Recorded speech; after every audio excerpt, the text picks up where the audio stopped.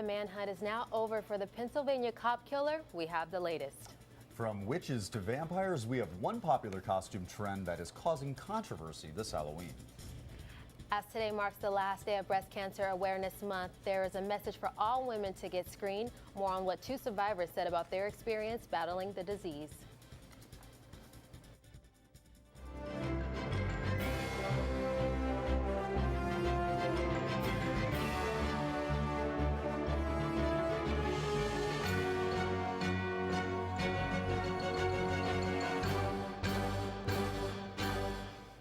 Happy Halloween and welcome to this edition of Newscene. I'm Nate Holmes. And I'm Joshua Lipton. Thank you for joining us. We start off this evening with some breaking news. A rocket has crashed in the Mojave Desert, leaving one pilot dead and another seriously injured. Virgin Galactic just released the news that Spaceship Two experienced an unknown malfunction. We'll continue to bring you the latest. And a person dressed as the Grim Reaper broke into a woman's home in Vista. The woman was stabbed multiple times in her bathroom. The Reaper did get away while the victim was rushed to Palomar Hospital. She is expected to be okay, and police are investigating the break-in. After 7 weeks on the run, the suspected Pennsylvania cop killer Eric Freen is now behind bars. In September, Freen ambushed 2 state police officers, killing 1. Now, some Pennsylvania towns even canceled Halloween, but police say it is now safe for the kids to go trick-or-treating because he has been captured. He made his first court appearance this morning. Prosecutors say they plan to seek the death penalty. In a victory today for Casey Hickox, she is free to leave her home after a judge in Maine rejected a mandatory quarantine on Friday. Maine authorities wanted to quarantine Hickox for 21 days to give the deadly virus time to incubate. Hickox recently returned to the United States after treating Ebola patients in Sierra Leone. Hickox believes she is healthy as she has no symptoms of the virus.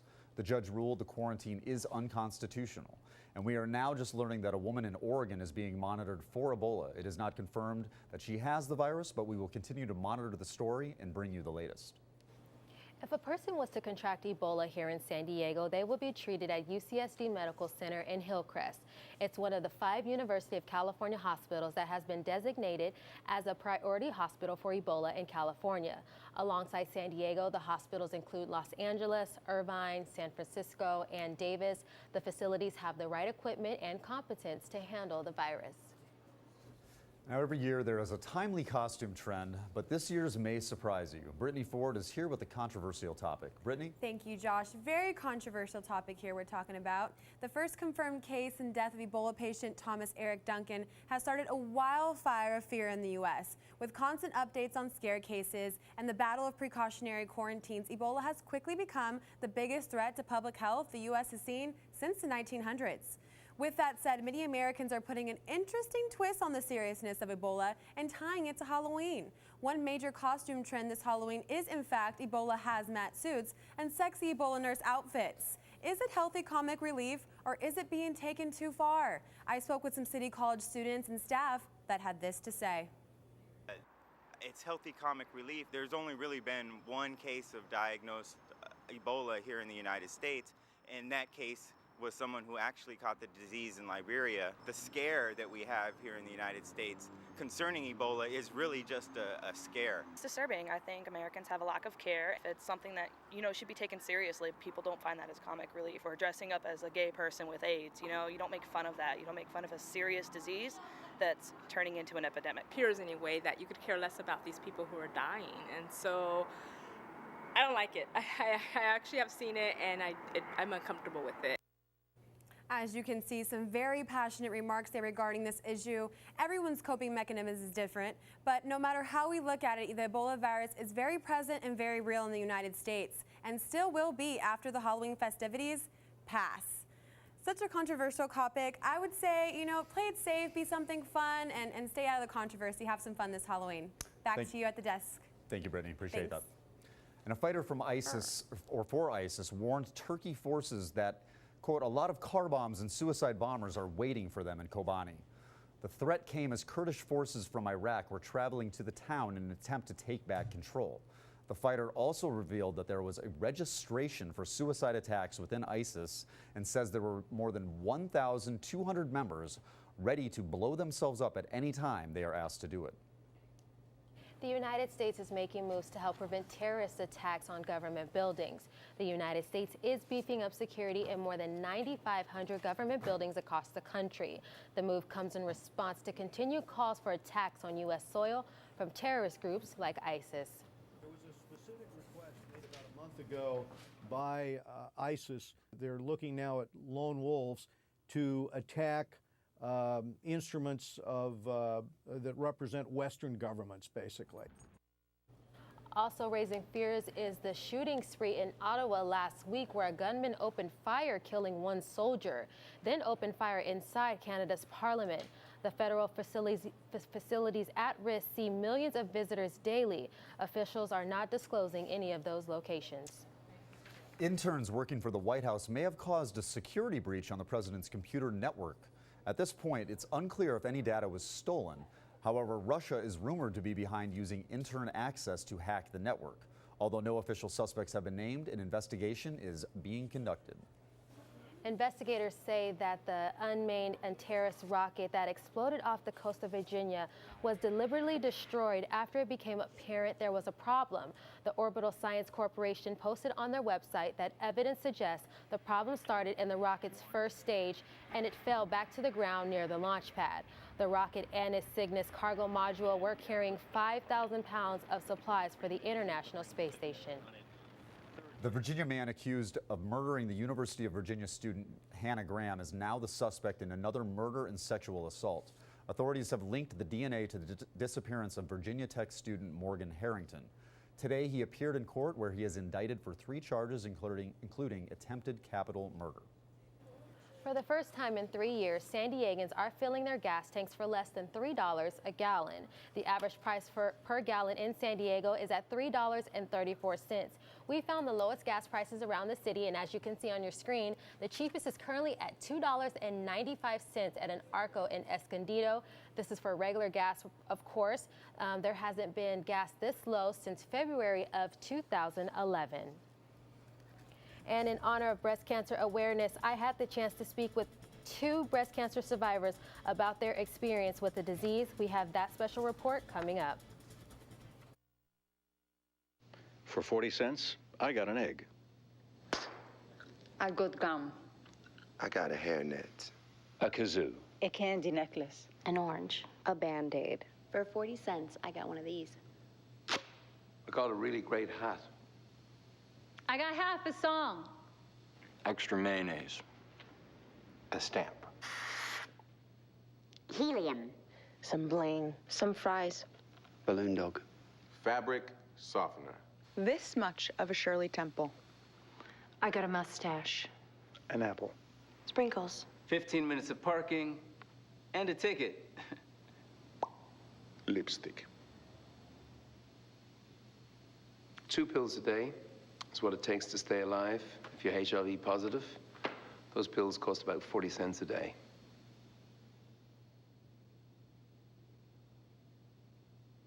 Lunch bag. As October comes to an end, it wraps up Breast Cancer Awareness Month. There have been many events here in San Diego hoping to encourage more people to get screened. During this time, it's easy to talk to doctors, nurses, or even event organizers about the breast cancer. But I wanted to speak to the people that it affects the most, the survivors. When I went for my annual checkup with my primary care physician, she asked me, and I said I did feel something. And she felt it. So she said, let's do a mammogram. Nothing showed up on the mammogram. So we went to another test, and they saw it then. Instead of developing a lump, mine flatlined, and it kind of went out like a tree branch. No lump would have ever developed in the type of cancer that I had. The only way it would have been detectable was through a mammogram. They fast-tracked me because they said it was a very aggressive growing tumor, and so they fast-tracked me to have my surgery. I too had to have the chemotherapy and radiation therapy. Our skin, in terms of the melanin African-American skin, had a tendency to burn more, and the fairer you are, the more of the burns that you would see. And I was burned from here all the way up to my shoulder. And because you have the flashback, so it doesn't just burn a particular area, it burns everything. And so putting on a shirt took me 15 minutes every morning.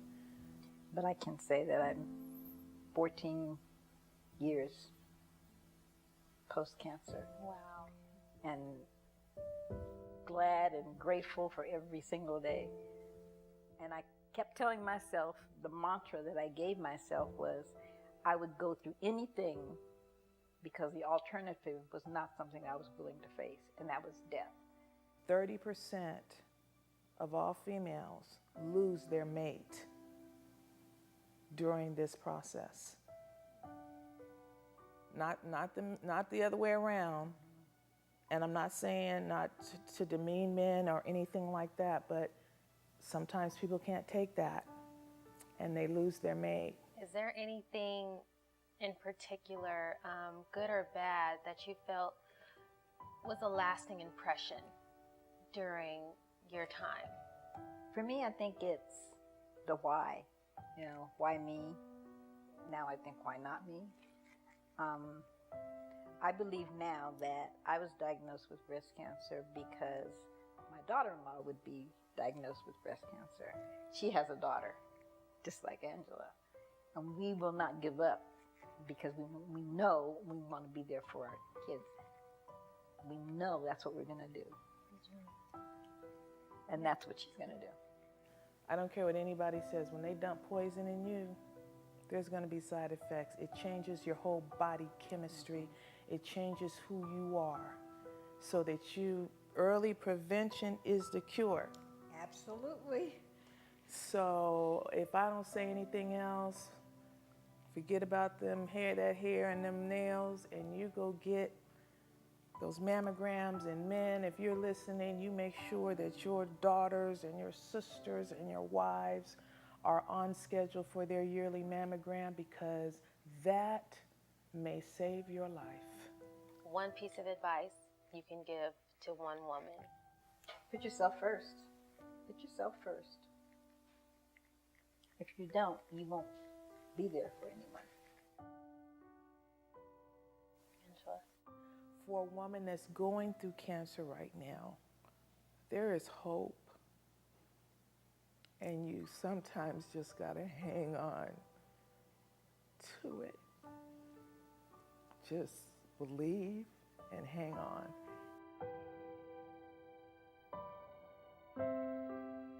And may you be blessed.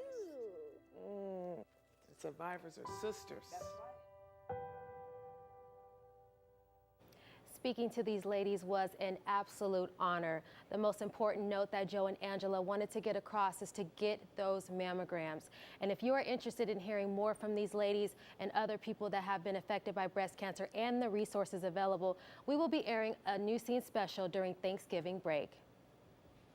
And coming up in sports, the Fall Classic ended this week with a dramatic Game 7. Who was crowned World Series champion? Sports is next.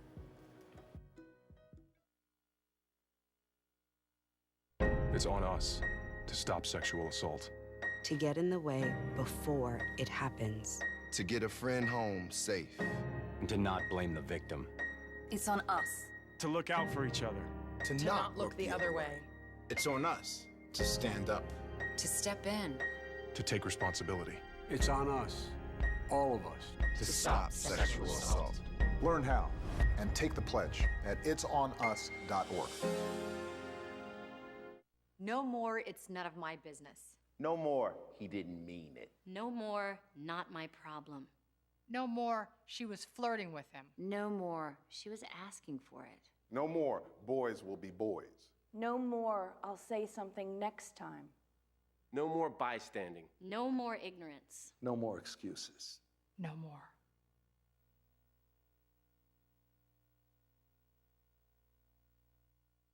Welcome back. Google is working on a pill that could detect cancer cells before they become a problem. Here's how it works. The person will swallow the pill. It will then detect the presence of molecules inside the body that indicate diseases such as cancer or heart attack. The patient will wear a wrist device that will read the particles in the pill. It will detect the system. It's called the nanoparticle platform, and it is still in the early stages of development. A section of Interstate 15 is a step closer to being renamed after Mr. Padre. The San Diego County Board of Supervisors approved to spend about $7,000 on the Tony Gwynn Memorial Freeway. The state legislators still have to approve the plan. The designated area for the new freeway will be between West Bernardo Road and Scripps Poway Parkway. Tony Gwynn, of course, passed away on June 16 after a long battle with oral cancer. In other news in sports, the NBA kicked off the 2015 season this week with some marquee matchups and Game 7 in the World Series. Joshua Lipton is here with all the highlights. Hey, Josh. Hey, thank you, Nate. Yes, you are correct. World Series Game 7. First Game 7 in a World Series for the Royals in nearly 30 years. Kauffman Stadium is rocking. Let's get to the video. Top of the first, Buster Posey is going to be at the plate. He destroys his bat on an inside pitch. Watch this remarkable play by Mike Moustakas at third base with a diving catch, flashing the leather, getting him out at first. We're going to move on to the third inning. Score tied 2-2. Lorenzo Cain on first, but that's Joe Panik flashing the leather once again. Almost gets the double play. Lorenzo Cain safe at first, just by an inch. Game-saving play because in the very next inning, Michael Morse with a little bloop single to right field, scoring Big Panda. They will take a 3-2 lead into the bottom of the ninth. And we go to the bottom of the ninth here. Alex Gordon at the bat, hits a little blooper into center field, falls down, it goes to the wall, rolls to the wall. The guy should have scored on an inside the park home run in my opinion, but he didn't. Ends up on third. Last call of the game, Salvador Perez pops out. And there's the call for you. Giants win. Game 7, World Series champions, third time in 5 years for them. And it was also opening week in the NBA, guys. Let's start with King James's return to Cleveland against the New York Knicks. LeBron with his usual powder poof. Let's pick it up in the third quarter. Carmelo Anthony with a 3 from the corner to take a 1-point lead, 56-55. On the other end, LeBron not looking so good. Takes one from deep, Brick City. Had an off game, 5-15 shooting with 17 points. But here's Kevin Love with a 3 of his own to make it a 5-point game. But it's not enough as Carmelo Anthony hits a fadeaway in LeBron's face. Knicks win 95-90. Now moving on to the Amway Center in Orlando. Washington facing off against the Magic. Just lost my video there. Pick up the action at the end of the first half. John Wall gets the board, takes it coast to coast, and hits a 3 at the buzzer. Washington goes up 54-51 at half. Magic down 6. Fournier with a 3-pointer to cut the lead to 3 points. With just 30 seconds left, John Wall takes it himself for the lay-in and the win. Washington goes away 105-98. John Wall had a double-double with 30 points and 12 assists. We finish up in Los Angeles. That's the Clippers' new owner talking with the president of the league. That was DeAndre Jordan with a slam from Chris Paul. And we're going to the fourth quarter now. The Thunder kept it close. Ibaka had a shot to win it all, came just short. They lose 93-90. Clippers win their home opener. OKC falls to 0-2. Now moving on to New Orleans at Carolina in football, where the Saints and Drew Brees look to regain their championship form. Facing on the Panthers with under 3 minutes to go in the second quarter, second to go on the 3-yard line. The handoff to Mark Ingram. He busts up the middle for the touchdown. Saints up 7-0. Saints with the ball again with only 6 seconds left in the half, and Brees finds Jimmy Graham for another TD. That's 14-0 at half. Going into the third corner, Saints again with the ball at the 1-yard line, and Brees does his Superman over the top to take the lead 21-10. And we look now 21-10, Saints scoring again. Mark Ingram right up the gut, 28-10, final score. Saints improved to 4-4, looking better than they were at the beginning of the season. Carolina drops to 3-4. And now, guys, it's time for the play of the week. This one comes to us from Bryan College in Dayton, Tennessee.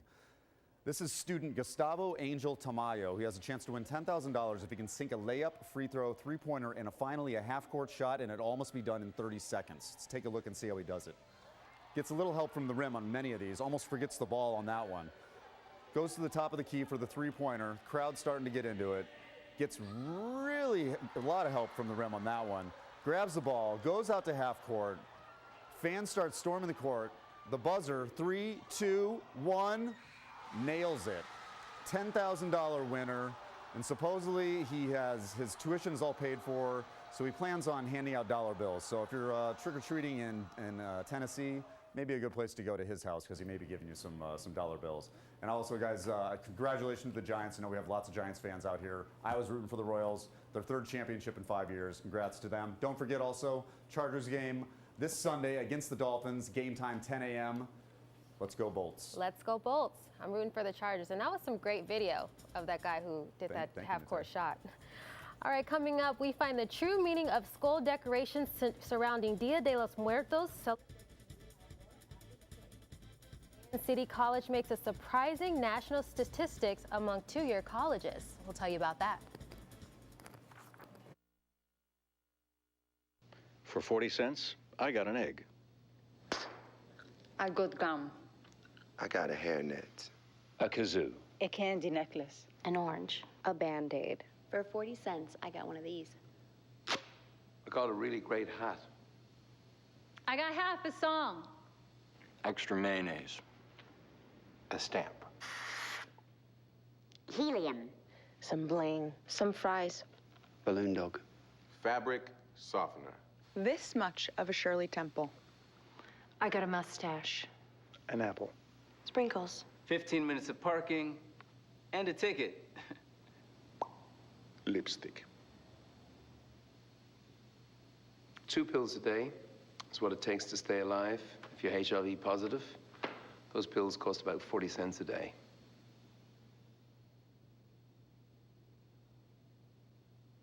Lunch bag. The Spanish language department at City College holds annual Dia de los Muertos festivals every year, and Ari Garcia went to find out more. The cafeteria is transformed into a colorful display of altars, each altar dedicated to someone who has passed away. To remember our loved ones, to remember how they lived, what things they like, and to make that connection between the altar and me. There are many elements, the candles, the wine, the cigars, the Day of the Dead bread. The Day of the Dead is not meant to be scary or mourn death, but rather to celebrate life. Students and exhibitors take over the cafeteria every fall to bring this campus a colorful and traditional Dia de los Muertos celebration. Among other activities, face painting. The languages department uses this day to educate people about the meaning of the Mexican holiday. An altar competition is held, and attendees learn how to make decorations like papel picado. There is music, food, games, and more. So this year, we put together the pumpkin carving activity. We actually purchased a total of 30 pumpkins, and everyone from the CDC students to students who come here to our campus could actually sit down and carve any design that they want to on any other pumpkin. On the serious side, the smell of marigolds and incense brings back the spirits of the dead, and the sugar skulls are constant reminders that one day we will all become skeletons again. Ari Garcia, Newscene. The students who made the best altar were awarded $50. And San Diego City College graduates are among the highest paid grads in the country. A recent study by PayScale ranked City College the second highest paid grads among two-year colleges. The Fasten Institute of Technology in New York came in at number 1. City College's alumni earn mid-career salary of $70,900. President of the San Diego City College, Anthony Beebe, said City College offers high-demand education programs that experience from grads is what employers are willing to pay more for. And the San Diego State baseball team suited up for another game this week, but not just any game. The team dressed up in costumes like Hooters girls, cats, and other crazy things. The tradition started 5 years ago by Tony Gwynn. The event has been something students and families look forward to every year. And after the game, the team got together on the field and did the Thriller dance in honor of their late coach, Tony Gwynn, who was a big Michael Jackson fan. And today is, of course, Halloween. Many zombies and scary creatures will be walking the streets tonight. Carrie, What's the Halloween weather looking like? Well, Nate, before we get into tonight's forecast, let's take a look at the volcano currently flowing through Paoa, Hawaii. Now, as of right now, the lava has slowed, but is still considered a threat. The lava is about 100 feet from Paoa residents. That's about the same length of a basketball court.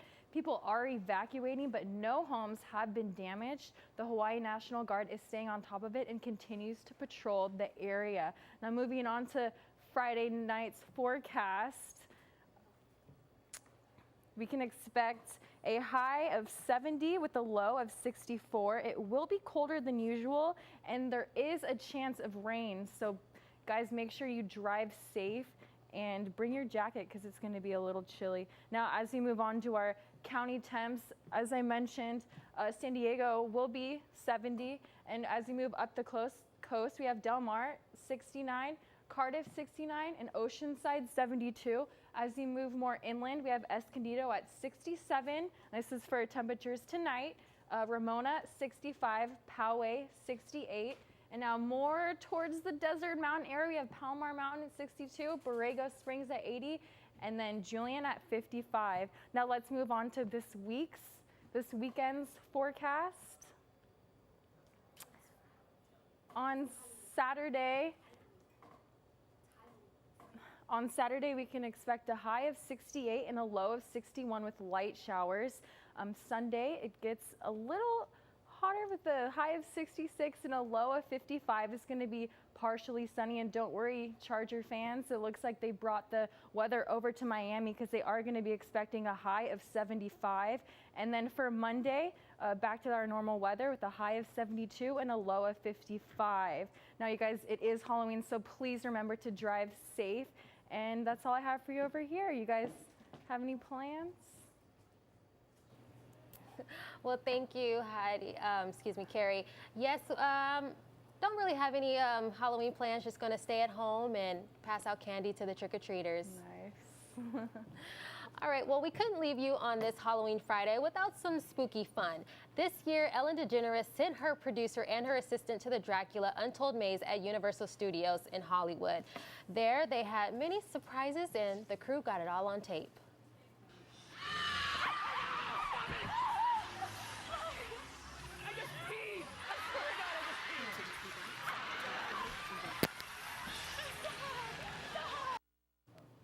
Andy and his assistant Jacqueline were great sports, and Ellen laughed so hard she needed tissue to wipe away her tears. I'm not gonna lie, I probably would have been one of those guys that peed on myself. Yeah, see, I don't do scary movies or haunted houses. It's just not my type of thing, so.